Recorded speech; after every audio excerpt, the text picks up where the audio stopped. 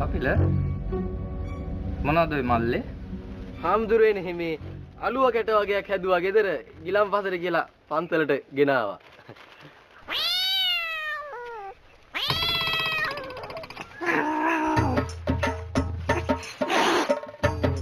අලුවා මල්ලට පූස් පැටව පැනලානේ හාමුදුරුවනේ. දැන් කොහොමද මේක ගිලම්පසට දෙන්නේ?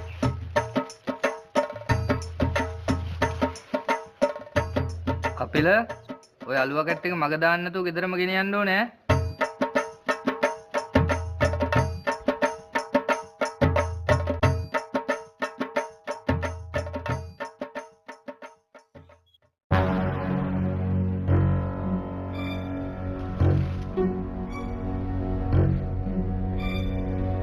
කපිල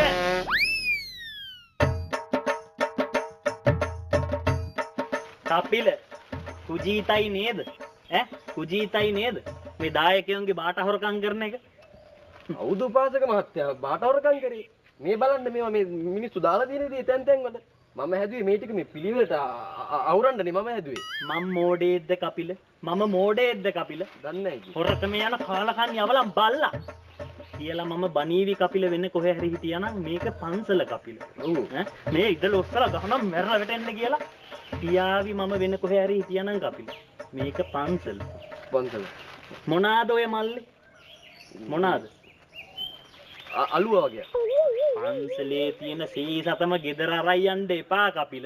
ඈ මේක සංඝරත්නයේට නේද තියෙන්නේ? නෑ මේ අර ගෙදර මෙන්න මෙහෙ දෙනවා ගෙදර මහන්සි වෙලා හම්බ කරලා කනවා. තමසලගේ මෙලොව සුගතියකුත් නෑ පරලොව සුගතියකුත් නෑ. යනවා යන්න මෙතන.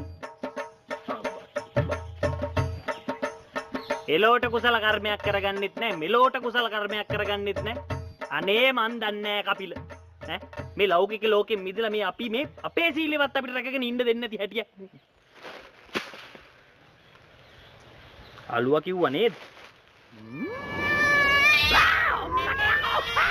යකෝ කපිලට හෙන ගහනවා යකෝ කොටි පැටව අතර දීලා ගියා අලුවකට කියලා ගහයි